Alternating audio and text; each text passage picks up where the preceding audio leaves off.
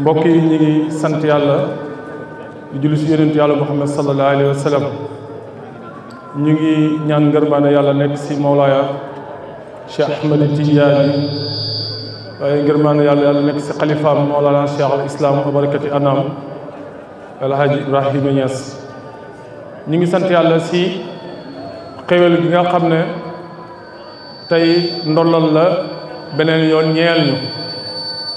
ndax daay man si mbooloo moo xam ne comme niñ ko waxee woon démb ay génération yoo xam ne suñ leen doon lim ëpp na fukk ñoo nekkoon fii di jàng di ut xam-xam waaye li nga xam ne moom lañ nampé si seen sëriñ Mawlaaya Cheikh al Islam El Hadji Ibrahima Niass réerul leen mooy daa iman fuñ mën a nekk ñuy fàttaliku seen borom si ay digleem waaye fàttaliku googu yëpp ñu koy jaarale si jàngale yonent yàlla Muhammad sallallahu alayhi wa sallam ma ne loolu moo tax génération yu fasantikoo yi nga xam ne jaar nañ si barab bii sosoon bés si mel nii waaye sos ko si ndigali xalifa Mawlaaya Cheikh El Hadji Abdoulahi Ibrahima Niass mu jëloon bés bi teg ko si soppi bu màgg bi nga xam ne daa iman étudiants yi seen xol ak seen xel ñi ngi dellu si moom di almarjan oustaz Ibrahim Mahmoud Diop daan def conférence étudiants yi ak képp koo xam ne taalibe Baay nga wala sax képp koo xam ne rek xam-xam itteel ne la wala sax même doo jullit daa nga fuglu di topp di xaar di def bépp anam bi wane ne lii saf na la ñor na la si waxtaan yi suñu soppi boobu di oustaz Ibrahima Mahmoud Diop yàlla yàlla dolli ñu ko leer te dolli ñu ngërmaane si moom loolu moo tax daayira bi gannaaw bi xibaar bi ñëwee waaye ñun ñu xam ne xibaar bi ñu wax ne oustaz jigéen na fi ñun mi ngi def ak ñun si suñuy xol si jàngaleem si jubbanteem si wane yoon si wane kuy bàyyi dëgg-dëgg daayira bi ne oustaz mi ñu àndatoon ak ñun mi ngi si ñun ndax oustaz man la mooy oustaz mi nga xam ne moom Mawlana Cheikh Ibrahima soo waxoon ne yaxnul lakkal qirtaas wal aqlaam hatta yuqaala innahu barham mooy ne ki nga xam ne lépp luy plume ak feuille daf koy sujootal bañ ne ndax nekkul ne barham mu mag mooy wax moo tax étudiants yi jàpp ko ne moom mooy seen le parrain éternel kon ñu ngi nuyu ñi nga xamante ni ñooy njabootam te mooy Cheikh Mouhamadou Ibn Hamina Ibrahim Niass mi nga xam ne njabootam la si bépp anam si mbokk si xam-xam si ndono ndax man ak yeneen ay nit yu fasantikoo mën naa si tudd Pape Mamadou Gueye ak ñeneen toog nañ mu ñuy limal ñi nga xam ne war nañoo toog si saisam tuddoon na Cheikh Mouhamadou Ibn Amina Ibrahim Niass tuddoon na Oustaz Babacar Niang tuddoon na Cheikh Babacar Abdullah tuddoon na Cheikh Mouhamadou Mahi Ali Cissé ak Sidi Abdoulaye ak ñeneen Sidi El Hadji Abdoulaye ak ñeneen kon tey mën nañu wax ne ndonoom yooyu ñu doon tudd yàlla dimbale nañu bañ dajale ñu tey si benn barab yàlla gën leen a yokk kattan yokk leen wér yokk leen tawfeex si ndono loolu nga xam ne su ngeen ko donnee oustaz rek bàyyi ngeen ko donn ñu ngi nuyu di ziare Cheikh Mahamadou Moustapha Ibrahim Mahmoud Diop ak ay mbokkam ñu ngi suñ maam suñ papa seen cubbu nga xam ne moom tamit daanaka képp kuy sopp oustaz rek da ngay dem si buntam di koy dimbale Cheikh Omar Niane ak mbooleem kilifa yi nga xam ne ñu ngi teew fii ñu ngi leen di nuyu di nuyu le colonel Mbaye Thiam nga xam ne moom étudiants yi daanaka benn lañ si lépp daa iman mi ngi taxaw seen gannaaw di leen di dimbale waaye tamit di nuyu di ziara kilifa yi nga xam ñi ngi ànd ak ñoom Seydi Ali Cissé Niang di président Ansaroudine département Kaolack waaye di premier vice président national di nuyu suñ mag nga xam ne génération yi ma doon tudd ne ñoo sos lu baax li Cheikh Tidiane Gaye kenn la si. Chérif ñu ngi lay nuyu ñu ngi lay ndokkeel ñu ngi lay tatal sa barab xam nga fi yow tamit si ndono yooyu ñu wax léegi si nga bokk di nuyu Seydi Cheikh Ahmed Tidiane Niang nga xam ne mooy yore protocole Medina Baye si événement yëpp Cheikh Adi Abdou Salam Cheikh Moustapha yow tamit mi ngi lañ la boole si ndonoy oustaz yi fee si Italie ak si France ak Europe yëpp kon ñu ngi nuyu si ñii ñëpp ñi nga xam ne ñi ngi teew waaye suñ soppee si daal yi Diop kenn du la fàtte si taxawaay bu rafet bi nga am fii si daayira bi si étudiants yi ak képp koo xamante ni yaa ngi ànd ak ñoom kon si gàttal lool ñi ngi jox Seydi Cheikh El Hadji Malick Sow alqaari nga xam ne ñëpp xam nañ ko si taxawaayam si alquran si Beyti Baye ñu ngi koy jàngee mu ubbil ñu jotaay bi ak alquran incha allah su paree ñu jox président Seydi Ibrahim Thiam mu dalal ay ganam tatagal leen su paree ñu dugg si programme bi El Hadji Malick bismillah.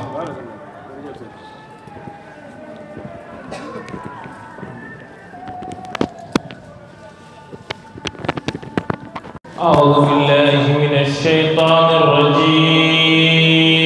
الرجيم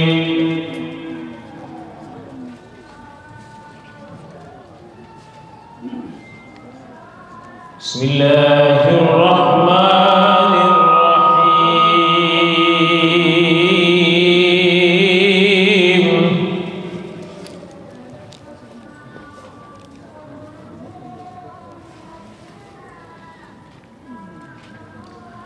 لقد كان لكم في رسول الله أسوة حسنة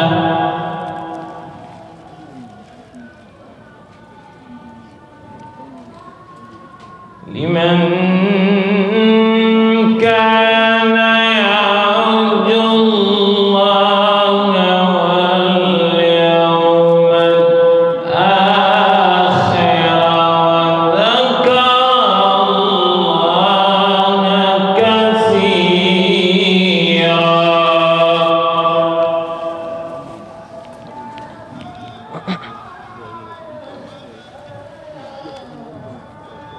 لقد كان لكم في رسول الله أسوة حسنة لمن كان يرجو الله واليوم الآخر وذكر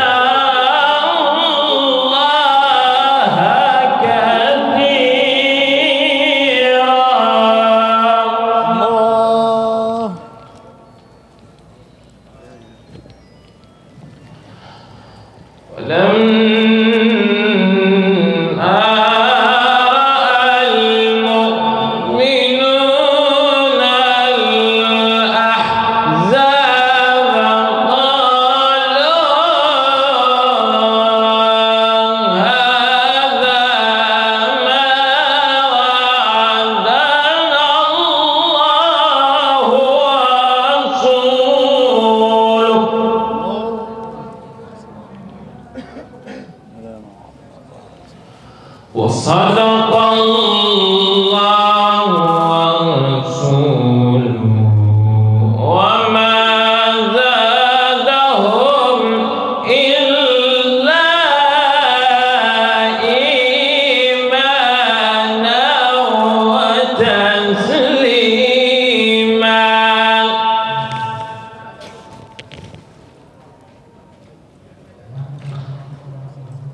من المؤمنين رجال صدقوا ما عاهدوا الله عليه فمنهم من قضى نحبه ومنهم من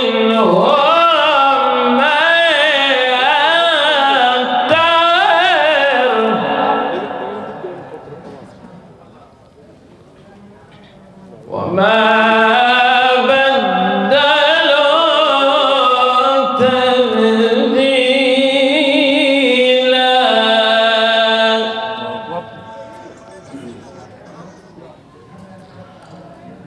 من المؤمنين رجال صدقوا ما عاهدوا الله عليه فمنهم من قضى نحبه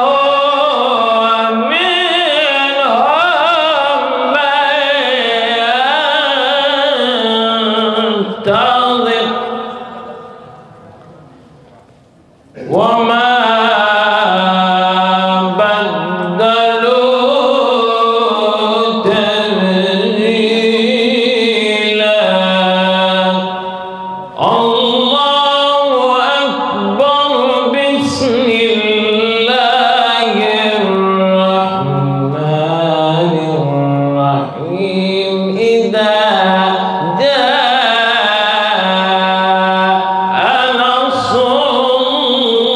الله والفتح ورأيت الناس يدخلون في دين الله أفواجا فسبح بحمد ربك واستغفره إنه كان توابا صدق الله العظيم الفاتحة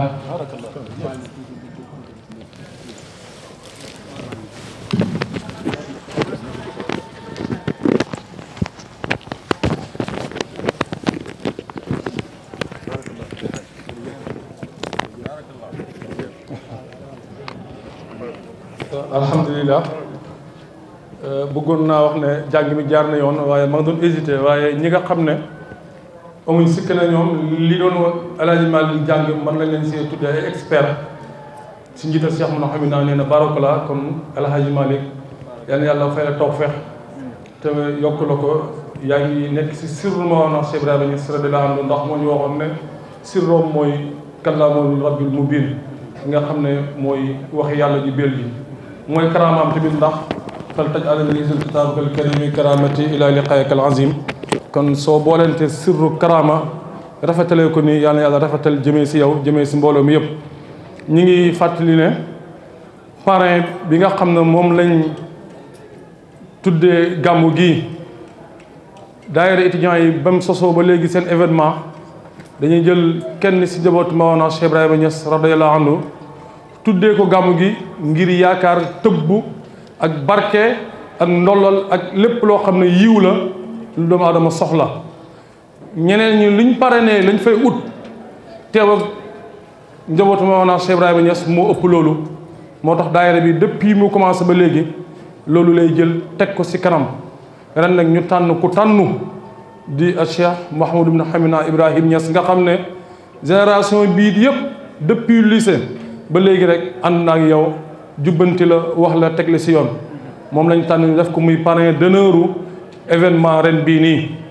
depuis quelques années dañoo am habitude aussi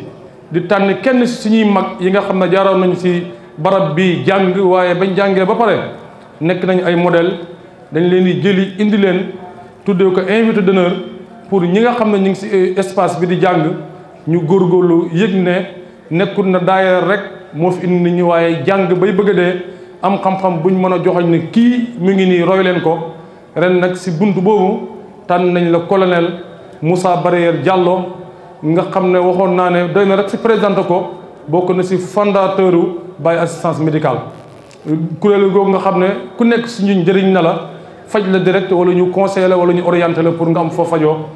kiñ tànn tey def ko invité d'honneur muy colonel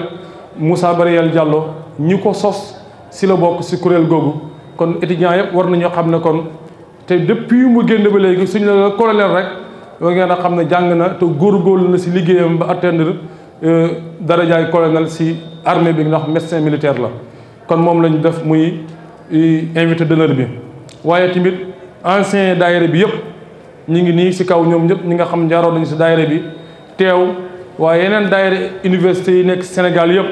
muy Saint-Louis muy Ziguinchor muy Bambey muy Thiès ak école ak institut yi nekk biir Dakar ak biir Dakar yëpp seeni mbooloo teew na ñu ngi leen di gërëm kon ñu ngi jox président Ibrahima Thiam moom mi nga xam ne moom la yàlla teg si bopp mbooloo mi mu tatagal ay ganam su paree ñu jàll si keneen ki nga xam ne moo war a topp si programme bismillah président.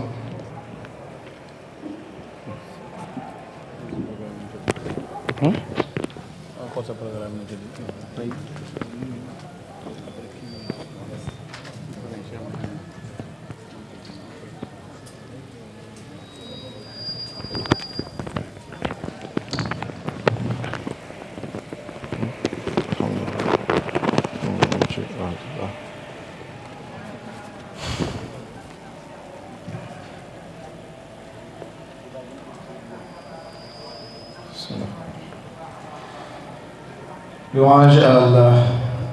le maître des mondes, créateur des cieux et de la terre, l'inventeur des ténèbres et de la lumière. Que la paix et le salut soient en permanence sur l'élu de la création, l'ordonnateur du bien et l'adversaire du mal, et le sceau de l'ensemble des prophètes et des messagers, Sayyidina Muhammad sallallahu alayhi wa sallam. Qu'Allah soit satisfait de nos éminents guides, en l'occurrence Mawlaya Cheikh Ahmed Tidiane, héritier des secrets qui abreuvent l'épaule, et Mawlana Cheikh al-Islam Elhaj Ibrahim Niass radiyallahu anhu, détenteur de la Faïda Tidjaniya. Monsieur le parrain de la cérémonie, Cheikh Mohamedou Monhamina Ibrahim Niass, Madame notre marraine Zeyda Diarra Fall, Monsieur l'invité d'honneur, médecin lieutenant-colonel Moussa Barier Diallo, membre de la famille de Cheikh Mohamedou Mamoun Ibrahim Niass, Monsieur le président de la Jamiat Ansar-Din, département de Dakar, Mesdames et Messieurs les autorités religieuses et universitaires, chers élèves et étudiants, honorables invités en vos rangs et qualités distinguées. Le daïra des étudiants talibés de Baye Niass, son vénéré parrain, le professeur Ibrahim Mahmoud Diop, paix à son âme et qu'Allah soit satisfait de lui et de son infatigable marraine Zeyda Moussokoro Baye, vous souhaite par ma voix la bienvenue à l'université Cheikh Anta Diop de Dakar. Créé depuis le 15 janvier 1980, le daïra des étudiants talibés de Baye Niass est une structure religieuse et apolitique, dont l'une de ses missions est de consolider les bonnes relations qui existent et qui doivent exister entre les musulmans, mais également de participer à toutes les manifestations d'ordre religieux. C'est d'ailleurs dans cette dynamique que s'inscrit l'organisation de ce week-end islamique. Des moments forts et riches en enseignements, il faut le dire, mais aussi des moments de retrouvailles entre condisciples. Occasion ne saurait donc être plus éloquent devant cette auguste assemblée pour exprimer toute notre gratitude à l'égard de ceux qui ont contribué à la réussite de cette manifestation. Qu'il vous plaise alors d'agréer toute notre considération. Cette année, nous avons choisi de rendre un vibrant hommage bien mérité à un des valeureux fils de Cheikh Ibrahim Niass, vaillant serviteur du peuple, un homme si cher à la nation sénégalaise en général, à la Faïda Tidjaniya en particulier. Je veux nommer Cheikh Mohamedou Mamoun Ibrahim Niass, un homme élégant au propre et au figuré, arraché à notre affection il y a de cela quelques années. Un artisan à la concorde incontestée d'ici et d'ailleurs. Il avait plusieurs cordes à son arc, un serviteur de l'islam, un fervent défenseur de la Faïda Tidjaniya, régulateur social de surcroît. Il a œuvré comme ambassadeur de la Faïda au niveau national et international. Cheikh Mamoun, comme on l'appelait affectueusement, est un homme multidimensionnel, une personne dont l'éloquence et la libéralité étaient connues de tous. Amoureux de la connaissance, cet homme a longtemps participé à sa propagation hors même des frontières du Sénégal. Il est ce digne fils qui se souciait sans interruption à l'héritage que lui a légué son patriarche. Parler uniquement de Cheikh Mamoun comme guide spirituel ne suffise guère. Il était, à ce que l'on sache, le seul fils de Cheikh Ibrahim à être investi dans le champ politique sénégalais. Contrairement à la pratique politique actuelle,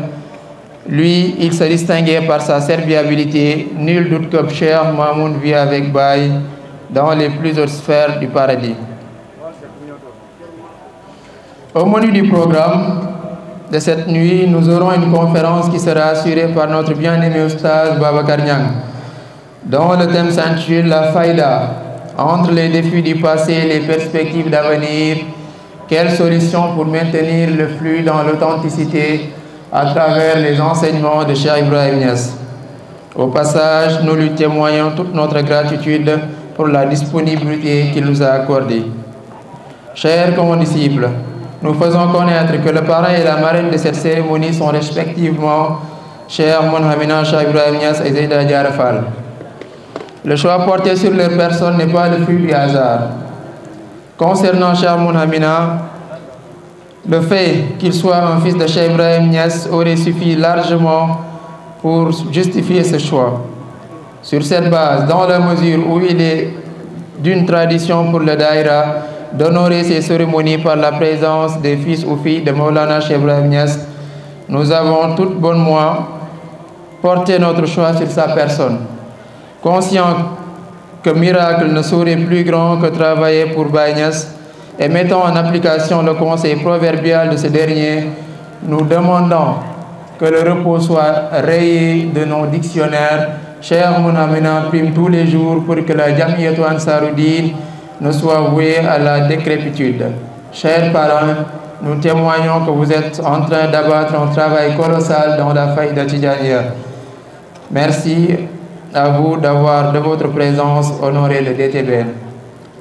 Quant à la marraine Zeyda Diarra Fall, elle est une digne fille de la faille de Tidjaniya. Il est important de souligner que malgré son attachement à son travail en tant qu'entrepreneur, Zeyda Diarra Fall, épigeonnée contestée de la marraine du Daïra Zeyda Moussoukorobaï, elle figure sur la liste des personnes qui ont comme unique souci d'être au service de la faïda. Son dévouement pour la cause de Cheikh Ibrahim ne souffre aucun doute. Nous vous savons gré, chère Zeyda, de votre présence ici à l'université. Dans sa dynamique d'affermir les liens avec nos aînés membres et anciens du Daïra, nous avons choisi comme invité d'honneur de cette manifestation le médecin colonel Moussa Bariel Diallo, un aîné qui a fréquenté l'université et qui par ailleurs a eu la chance de faire partie de la liste des pionniers de BAM. Baye Assistance Médicale a vu le jour en 2000, suite à la première couverture médicale effectuée lors du Gamou de 1999. Nous vous félicitons, chers invités d'honneur. Chers frères et sœurs en la faïda, honorables invités, nos remerciements vont à l'endroit de la famille de Serigne Mamoun Ibrahim Niass, à la tête de laquelle se trouve son fils aîné Baye Mamoun Niass, pour leur disponibilité exprimée. À Oustaz Babacar Niang, à qui nous réservons une oreille attentive pour nous abreuver de la connaissance scientifique et magistrale qu'il a toujours su nous dispenser. À Seydi Ali Diop, modérateur de la conférence, pour son entière spontanéité, et à notre infatigable marraine Zeyda Moussoukorobaï pour tout ce qu'elle fait pour le DTB. Également, les remerciements vont à l'endroit de nos vaillants anciens qui nous assistent à tout instant, à toute personne qui, de près ou de loin, aurait contribué à la réussite de cet événement. Qu'Allah soit satisfait de vous et qu'il vous accorde plein de succès dans toutes vos entreprises. Difficile pour nous de terminer nos propos sans émettre une pensée pieuse à l'endroit de notre vénéré parrain, le parrain éternel du Daïra, l'homme entre foi et savoir, le professeur Oustaz Ibrahim Mahmoud Diop.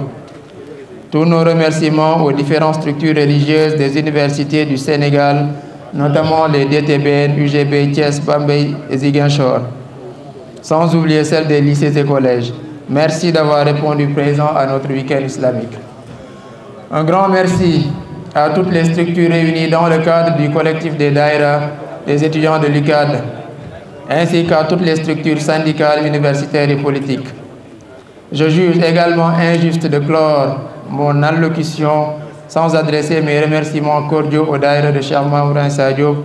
pour son soutien considérable. À chaque fois que besoin se fait sentir, il met à la disposition du DTBL sonorisation et dispositifs d'éclairage. En guise d'épilogue, je voudrais m'adresser solennellement à tous mes chers condisciples. Faisons-nous violence pour nous débarrasser des vices bannis par notre chère religion. Efforçons-nous pour nous accorder avec la voie Tidjania. Faisons en sorte d'avoir la bénédiction de Cheikh Ibrahim. N'oublions jamais nos plumes et nos chapelets pour que demain nous soyons auteurs de vie prospère. Longévité et santé soient sur notre vénéré Khalif Cheikh Ahmed Tidiane Cheikh Ibrahim Niass, sur tous les fils et filles de Cheikh Ibrahim Niass, ainsi que sur toutes les autorités religieuses du Sénégal. Amin. Assalamu alaikum wa rahmatullah.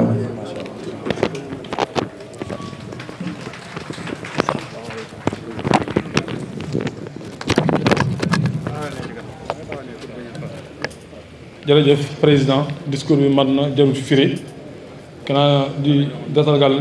di wax président département Dakar Sidi Barham Seck ak délégation ñu dal ak jàmm ak l'invité d'honneur le colonel Diallo moom ak ay ganam yëpp ñu dal ak jàmm jël kàddu gi jébal ko président Ansaroudine département Dakar bi nga xam ne moo yilif daayira bi ndax daayira yëpp moo doon bi ñu jot ci mbootaay gi mooy ku nekk fa nga ne département ba nga ne na nga bokk suñu man ñi liggéeyal Ansaroudine kon président Barham kàddu gaa ngi noonu. أعوذ بالله من الشيطان الرجيم بسم الله الرحمن الرحيم الحمد لله والصلاة والسلام على مولانا رسول الله صلى الله عليه وسلم ولا حول ولا قوة إلا بالله يا أئمة الشيخ احضر لنا بهذا المحضر والتعطف بنظرة تأتي لنا بالظلم mbokk yi ñu ngi leen di nuyu yéen ñëpp di leen di ziar di jiital ci nuyoo ak ziare yi sunu sëriñ sunu président mu nekk Seydi wa Mawlaay Cheikh Mouhamadul Mounhamina ibnu Cheikh Ibrahim Niass di leen di indil tamit nuyoo Mawlaay Cheikh Mouhamadul Mahi démb ñu ngi jokkoo Cheikh Mouhamadul Mahi ibnu Cheikh Ibrahim mu ne waxal étudiants yi su ma sañoon lépp lu ñuy def dama koy bokk ak ñoom. ndax lépp lu may def rek maa ngi leen ciy gis ñi ngi ci ànd ak man waaye nañ ma nangul rek ngant bi dama foogoon ne jataay bi ci guddi gi la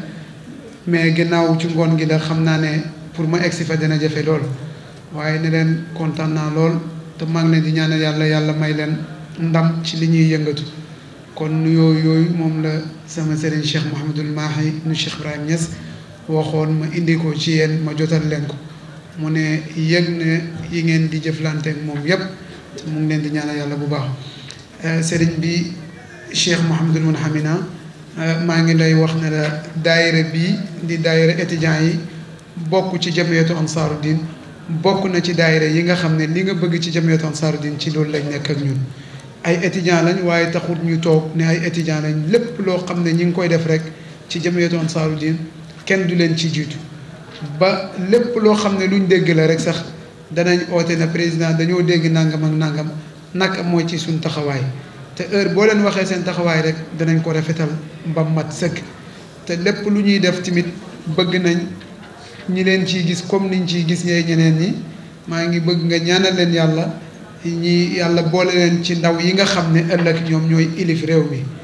yàlla may leen ay diplôme yu kawe ba pare yàlla may leen ay liggéey yu baax yu barkeel may leen njaboot yu barkeel ci góor ak ci jigéen yépp loolu mooy kaddu yi nga xam ne boo teewee benn kaddu moo fi waroon am moom mooy yow xanaa dañu ko jox rek pour ñi dalal la ñu ngi lay dalal jàmm di la ñaanal yàlla asalaamaaleykum wa rahmatullahi wa barakaatu.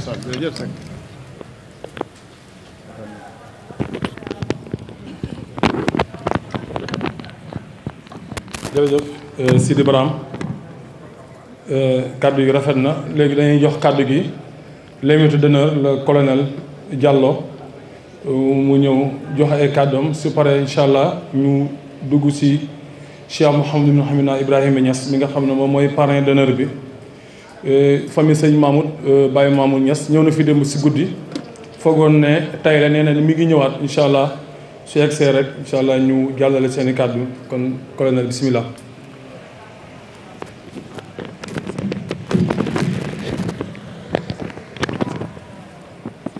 بسم الله الرحمن الرحيم الحمد لله رب العالمين الرحمن الرحيم مالك يوم الدين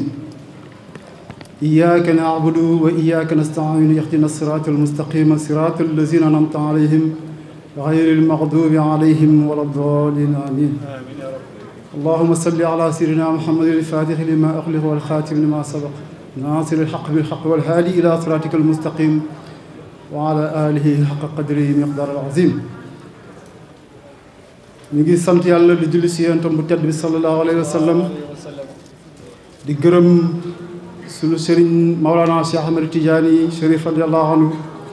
di ñaan yàlla leeru borom bi ak yéma dem wàcc si waarisu sirriyam Maolana Cheikh al Islam Haji Ibrahim Niass yàlla ñu ko yàlla fayal yaa rabbi ñu ngi wax asalaamualeykum wa rahmatullahi taala wa barakaatu di jiital si nuyoo bi jëmm yi nga xam ne ñooy leeru jotaay bi fii ak feneen it di si jiital suñu sëriñ Cheikh Mouhamadou Moulhamina Ibrahim Niass di si jiital tamit mbooloo mi raqam ak i jarbaatam yi mu àndal yal na yàlla yokk leen yi leer yàlla yàlla dool leen wér yàlla yàlla yàggal leen fi suñu kanam te yàlla yàlla dool leen barke bi jaay rasulullahi sallallahu alayhi wa sallam ñu ngi sant yàlla tamit di gërëm suñu raq yi si li nga xam ne teraanga mënul ko gën a rëy ñu tudd la tudd Cheikh Ibrahim Niass rek doy na yéegal nañu si maqaama boo xam ne bu doon yow ak ñi nga ànd ak yépp mënoo fa àgg kon ku la defal loolu amuloo loo koy fay waaye nag ñu ngi leen di dolli encouragé di leen wax ni exemple bii ngeen gis si ñun ba tuddee ñu wala boog def ñu invité d'honneur suñu bés lañ ñëw si suñuy raq yi ñëw waaye damay wax ni rek c'est une continuité ndax ñun bi ñu ñëw si daayira bi en 1998 97 98 ñu ngi fekk suñuy mag ñoom Cheikh Ahmed Tidiane Gaye ñuy toog xam ne ñëpp xam nañ ko si liggéeyal Baye suñu mag Ahmad Buri Kundul ñoom lañ fekk ñu nekk si njub nekk si bëgg Baye nekk si liggéeyal Baye ñu topp leen ci tànk yooyu xam ni tamit puso bi réerul ci seen loxo ndax ku gis lii gis activités yi ngeen mën a depuis démb xam ni alhamdulilahi rabbil alamin daayira bii sëriñ bi jur na ay kuréel yu bëri su may waxee individuellement li mu jur si ay cadre mënuma leen a lim waaye bu ñuy wax Baye assistance médicale tey muy une structure médicale à but purement social di liggéey ci pays bi ci lu ñu yëg ak ci lu ñu yëgut jàppalanteeg jaamu yàlla yi ci seen wér-gu-yaram déparé ci ay moyens yu faible daanaka une dizaine de personnes loué car dem Medina Baye radiallahu taala an imam Hassan Cissé teeru leen dalal ñu ci clinique bi boobu ba tey at bu nekk on a vu une croissance exponentielle loolu firnde la ne si wax dëgg yàlla liggéeyal Baye dara gënu ko wóor daayira bi dafa am taarix li may faral di nettali man si loolu laay tojee ndax wax dëgg yàlla taxawoon fii di wax sax lu diis la ci man waaye damay neex ma di koy rappeler radiallahu taala anhu suñu xalifa bu kawe bu mag bi Maolana Cheikh Seydi Hadj Abdallah Ibrahim Niass yàlla na yàlla yokk leeram dañu dem ziyaara ji ko Medina Baye at bi si topp mu gërëm yoon boobu trop mu téye ñu fa ba ñu tàgg ko mun nañu doyalu ma si yéen fanaanaat leen ñu fanaanaat mu génneel ñu yatu Cheikh Tidiane ak yatu Maolana Cheikh Ibrahim Niass nañu barkeelu leen si ngeen ñaan sëñ bi man bis boobu dama tiit ba ñaanuma sax soxla dama koo téye rek raay ko barkeelu ci alhamdulilah kon témoin ngi nii at bi si topp 98 99 ñu ziyaara 2000 defe naa biñ koy mujjee ziyaara ji ñu woote ñu ne mu ngi Sacré-Cœur ñu dem si kër ga fekk ko ñu ñëw groupe lañ defoon yaram bi xawoon sutante tuuti mënul woon génn ñu sikkar ba mu kontaan mun nañu macha allah yéen a ngi mën a sikar ba léegi ñu def ay groupe de 10 di dugg si biir néeg bi yàlla dimbali ma man maa doon enregistré kon daanaka ñi dugg ñëpp fekkee naa jotaay bi ñu am ñaari ñaan la ñu ñaanal yoo xam ne dama ko téye ba léegi te di ko bëggalee képp kuy étudiant taalibe de Baye bokk si daayira bi groupe bi njëkk a dugg def nañu Baye day nee nañ wax na ne ay taalibeem bëriwul waaye yéen maa ngi yaakaar ne si ngeen bokk alhamdulilahi rabbil alamin groupe bi mujj imaam Nazir Thiam mu ngi ne la toog ci kaw waroon imaamu daayira bi mu ngi taxawoon ndax moom waroon présenté groupe bi mu nañu pays bii nit dina ci dox lu sori bañ koy joxañ mu dëpp fekk lu àgg waaye yéen maa ngi am njort ni yéen du ngeen ci bokk loolu laa leen bëggoon bëggalee di wax ni man sama gëm-gëm mooy képp koo xam ne mësoon na ak dina mës a inscrire si daayira bi yàlla dugal na ko si ñaan googu yàlla na ko yàlla def si barki Mawlana Cheikh Ibrahima Niass asalaamaaleykum wa rahmatullahi taala wa barakaatu. macha allah colonel wax dëgg yàlla am fekkee ne modèle lañ doon ut ba def la invité d'honneur léegi étudiants yi ñun ñoo ci des ndax colonel mën na modèle ou pas nañ lire discours am mais nañ lire moom personnalité am danañ xam ne ku ko roy nga lu joro roy ndax moom ñi mu roy ñu joro roy lañ lim ñu fàttali yëpp luy dundal suñu xol la te loolu moo tax ñiy gàmm fàttali leen sallallahu alayhi wasallam pour suñu xol yi dund pour ñu gëm yàlla li ñu colonel fàttali yëpp jaar si kilifa gu tedd googu loolu rek la kon nañ bàyyi xel bu baax si wax ji ku nekk si ñun soo demee ba sa biir néeg nga interroger sa bopp est-ce que yow colonel li waxam ji yow fan nga si toll ak foo si war a àgg ndax ban gëdd nga jox daayira bi ban engagement nga jox daayira bi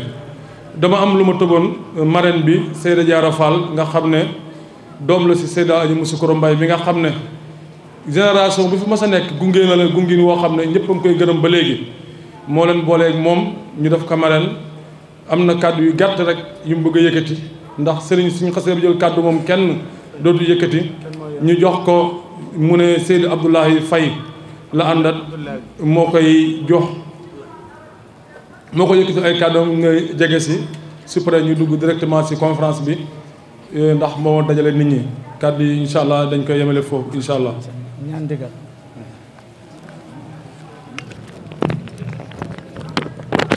أعوذ بالله من الشيطان الرجيم بسم الله الرحمن الرحيم الحمد لله رب العالمين الرحمن الرحيم مالك يوم الدين إياك نعبد وإياك نستعين اهدنا الصراط المستقيم الصراط الذين أنعمت عليهم غير المغضوب عليهم ولا الضالين آمين اللهم صل على سيدنا محمد الفاتح لما أغلق والقاطم لما سبق ناصر الحق بالحق والهادي إلى صراطك المستقيم وعلى آله حق قدره ومقداره العظيم سبحان ربك رب العزة عما يصفون والسلام على المرسلين والحمد لله رب العالمين ولا حول ولا قوة إلا بالله العلي العظيم السلام عليكم ورحمة الله تعالى وبركاته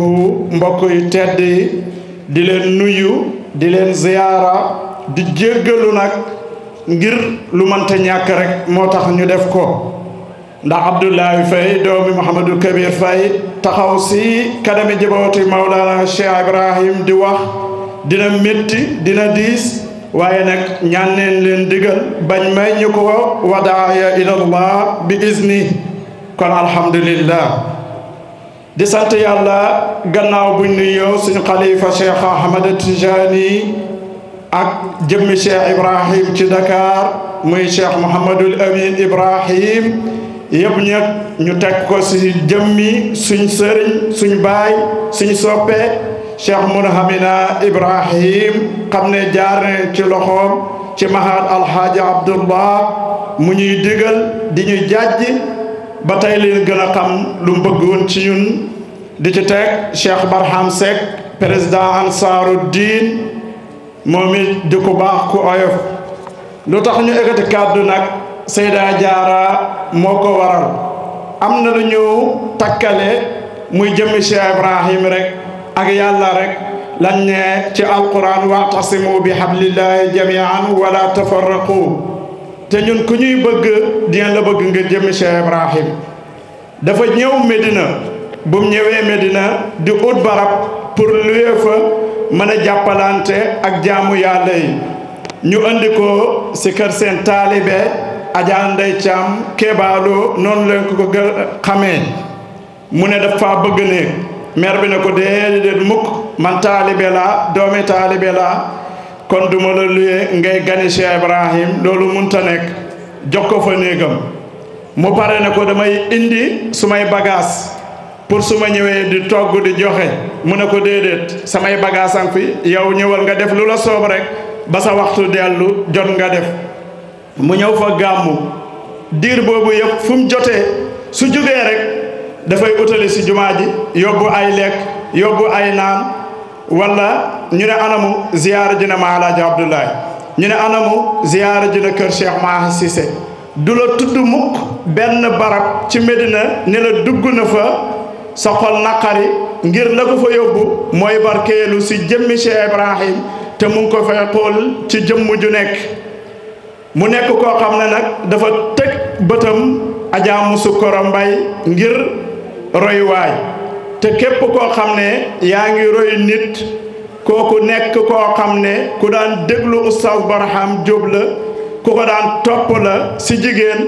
kon daneen moo xam ne mën a wax ne la Mawlana Cheikh Ibrahim ne woon isa saara xayru naasi surtout waraahu googu dëgg-dëgg fa la Oustaz Barham Diop teg tànkam waaye ku ko doon roy fa nga teg sa tànk moom Seyda Jaara nag def ko roy waay ba nga xam ne nee na kër buñ koy tuddee jotaay bi mu nga maghrib mu ne leen dinaa ko tuddee ngir itteem ci ndaw ci jigéen si liggéeyal Cheikh Ibrahim loolu rek moo tax ma tuddee ko mu ooma ne ma nag dëgg-dëgg dama bëgg ñu ànd dem ma ne ko dina dis si man lool waaye nag ñun nag suñ sëriñ xataluñ ñu ci lenn baarewuñ ñu ci lenn te lañ déggee ci ñoom mun neen koo wax ñu dégg la ñuy jàngee ci ñoom loolu it mun neen koo joxe fuñ juumee ñu gàgganti ñu teg su shahru ramadan jotee ñëwee dina ñëw Medina ekkati ay ndogoom di togg di yóbbu si jumaa ji ba weeru koor jeex benn xaritam ne ma lenn jaaxal na ma si Seyda Jaara su samedi ak dimanche jotee lu liggéeyam métti métti rek su si génnee rek moom fi keneen Medina la koy def ngir bëgg gum bëgg Mawlana Cheikh Ibrahim looloo tax ñu ne di leen ñëw fësalal leen ko ci mbooloo mi ngeen dégg ngeen mën koo ñaanal yàlla tibbalee ko fa muy tibbalee ca suratul ahzab ñam tudd innal muslimina wal muslimati wal mu'minina wal mu'minati wal qanitina wal qanitati was sadiqina was sadiqat was sabirina was sabirat ba fam daanoo yéen a ma ko gën a xam yéen a dàq ñaan yéen a gën a xam yéenay suñuy royuwaay yéenay suñuy kilifa suñ leen gisee suñ xol yi dund ci yàlla suñu ruux yi dund ci yàlla loolu moo tax ba mu jugee pour ñëw mu ooma yaayam Hadja Marème Diallo taxaw ñaanal ko ne ma fa nga xam ne de ñooñu la jublu mu kër Cheikh Ibrahim kër gu dal xel la te bam ci nekkee ba léegi royuwaay la si koñ bi royuwaay la si ay moromam boole ko magam Cheikh Omar Foutiyou ak ku ñuy wax Adja Ummu Kalsoum ak Asi ñu ànd ak moom gunge ko ñu ngi jéggalu suñuy kàddu si jotaay bi waru fee mën a jukk waaye nag lu munta ñàkk tax ñu def ko ak seen ndigal di ñaan yéen suñu kilifa yi yàlla guddal seen fan may leen wër may leen tawfiq ak taysiir rawatu suñ sëriñ Cheikh Munhamina Ibrahim yàlla may ko ndam ci lum enu si ansaaru diin ak dëggoom ak kattanu yàlla ak yenentu si barke Mawlana Cheikh Ibrahima Niass radiyallahu anhu wa radu anhu di ziyaare sumay mbokki étudiant di leen wax yàlla ñu yàlla may xam-xam ak njub ak ragal yàlla ndax keroog ba mu mokkalee alquran ci kër Alaaji Abdullah Ibrahim Barham Seck mooy suma seede daf ma ooma ñëw mu ne ma sa alquran ji de yaa ko sukku tari waaye sa yaay moo ko jàng na nga góorgóorlu sa bopp si xam-xam ak njub kon yàlla nañu yàlla defal loolu asalaamaaleykum wa rahmatullah jërëjëf jërëjëf kon nag